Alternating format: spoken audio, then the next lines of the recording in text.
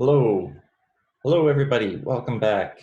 Uh, so we have a gallery and we have our art in it. But what if you want to make your show about a real gallery, not just a uh, imaginary gallery? What if you want to use the layout and the floor plan of a real space? Um, so I have a little tutorial to walk through that, and in the second video after this one, we will talk about how to make a monitor in the gallery so you can have a video monitor playing in the gallery and some tricks about how to make that look decent. So let's start. I've got a gallery that I did this actually earlier this semester with some students, and I will share my screen now. Screen share, share. And here is a 360 picture I took of this gallery called the Moss Gallery at our university. You can see it's kind of a funky shape. It's got some natural lighting. It's got light from above. It's not square. It's got this weird little corner. And it also has this open area from above where you can look down from above. So we were talking about how do you plan for a show in a space like this. And we were thinking about using Unity even before we couldn't go in the real space. We were using it as a tool to set up an exhibition and sort of see it before the exhibition actually happens. Often when you get to a gallery, you only have a day or two to install, and this lets you sort of install virtually before you install really. So if you have an image like this, that's great to use as a reference. If not, even just grabbing pictures from openings and using those is sort of an idea. Quite often when you're trying to lay it out, you'll forget about certain aspects of a space. It's amazing how quickly we forget about architecture. So I'm going to use that partly as a reference. The other thing we did for a reference is we used a floor plan. Most galleries will have a floor plan that they will give to artists so they can plan their exhibitions in the space. So often if you ask a gallery, they'll already have a PDF or a JPEG that they can just send you. So we used a combination of both of those. So let's jump over to Unity. And I've got a floor plan here of the gallery called the Moss Gallery. When they give it to me, it wasn't square, and I took it into Photoshop and I put it on a canvas that was a square canvas, and then re-exported it. So I didn't change the scale of the floor plan at all, but I changed the I put it on a square ground, and that way we can scale it in Unity uniformly without having to worry about maintaining the proportion, because that can get a little screwy. So I have that image here. I also already have a material that I made, and I just made a regular material, clicked on the albedo here, and picked the Moss Gallery image that I had imported into my material. So let's make a floor. The other thing I did when I was making this is I added, when I was in Photoshop, I added a 1 meter square on the floor of the gallery that was not part of the gallery space. It was like a little key off to the side. And that's really useful for when we're scaling it, so we can make sure we have it sort of in the ballpark of how big it's actually supposed to be. I had to do a little math to calculate the size of what that square would be, but there's dimensions for the wall, so you can sort of get a good sense of what a meter square would be. It's going to be maybe not exact, but it's going to be close, pretty close. Okay, so now I go under Game Object, 3D Object, and Plane. I'm just making a floor here. So there's my plane. Beautiful. And I'm going to add the floor map to the plane. Excellent. And here's my 1 meter square cube I was talking about. That's the layout for that sort of oddly shaped gallery. You can see that's the cutout section where it's got the higher ceiling, and then this is the lower ceiling area of the gallery. And I'm going to add a 3D object, just a cube here. And you can see when we put the cube on here, The cube is quite a bit bigger. Let's move it up here using V and moving, snapping it to the ground. So the cube is quite a bit bigger than my 1 meter cube. So I want to scale this up. And I'm going to do that. I'm going to scale it with the scale tool and use the square in the middle, so it's going to scale both sides. So let's try that and see what that's like. Okay, I'm getting closer. A little big, right? Scale it again. Back down a little bit.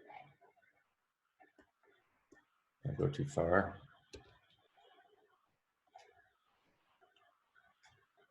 Oh, that's pretty close. Make it a tiny bit smaller. You can be more finicky about this. Okay, let's say that's perfect or close enough for the sake of the video. And so that way I know that this space is a meter, is roughly what a meter would be. Might be a tiny bit bigger, but that's going to be fine. Erring a little on the larger side, I think, is better than the smaller for this way it feels in the space. Okay, so now we can start building using Pro Tools, just like we did before. One trick I might do now would be to extrude my walls instead of building them.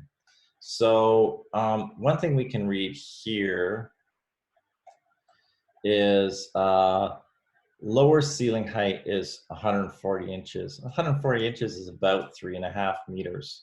So when I'm making my wall height, I can use that. So Pro Builder and new shape and the cube is great. And I won't worry about getting this too exact for right now. I'll just get it kind of close.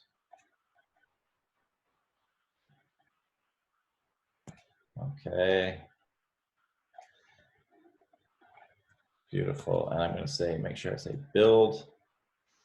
And I'll close that off. So let's move this down into space where it should be. We'll build that far wall first.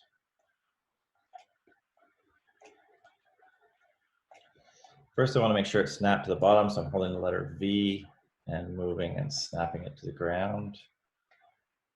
And now I can slide it along. Okay, that's pretty good.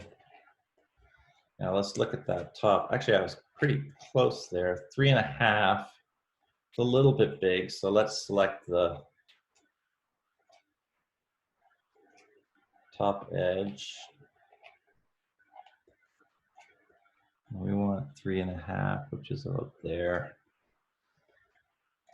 We can drag this edge here. Now here, what you could do is duplicate this wall, set it up here, make it the right size, do all that.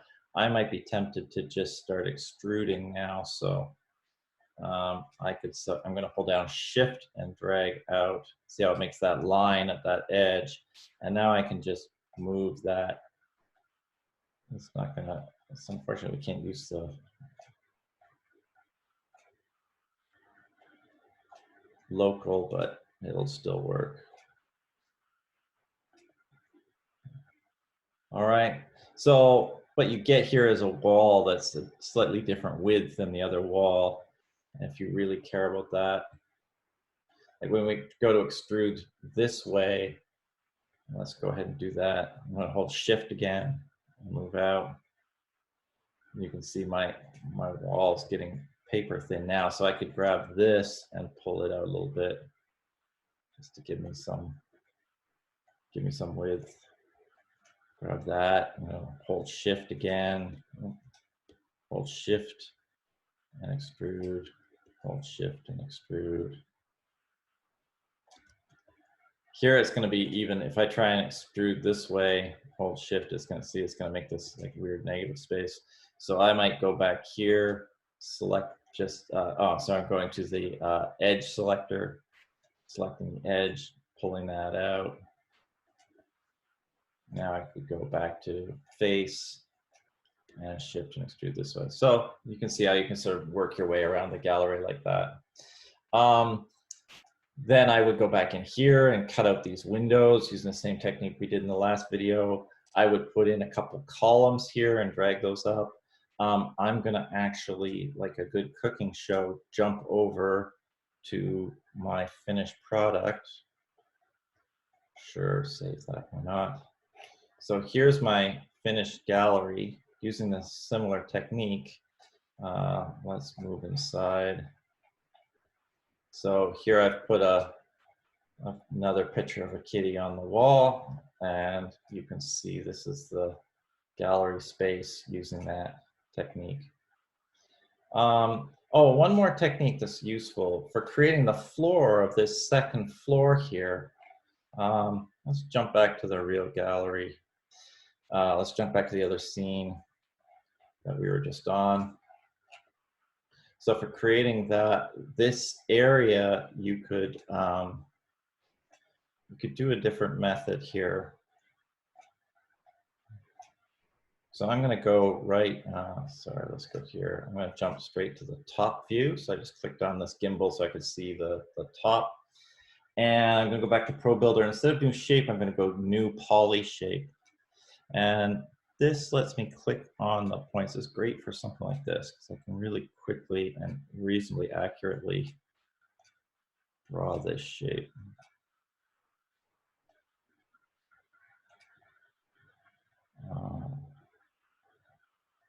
Oh, did I screw it up already? Maybe I did.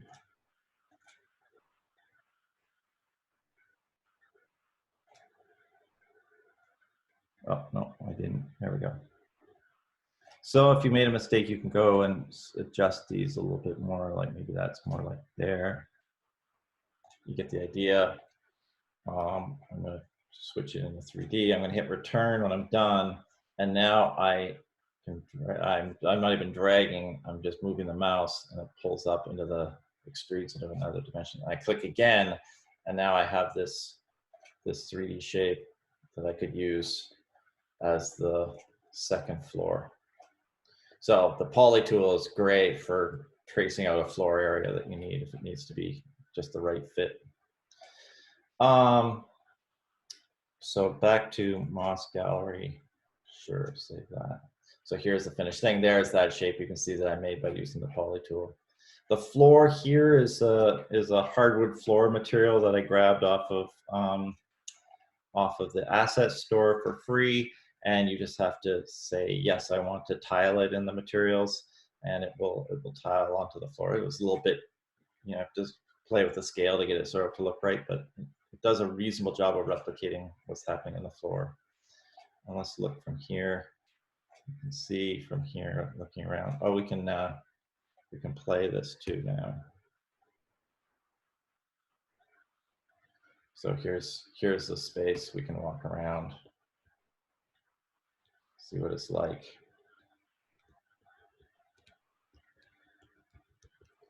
And we jump back over. Here's that same space in my 360. So it's fairly similar. There's some things that were wrong.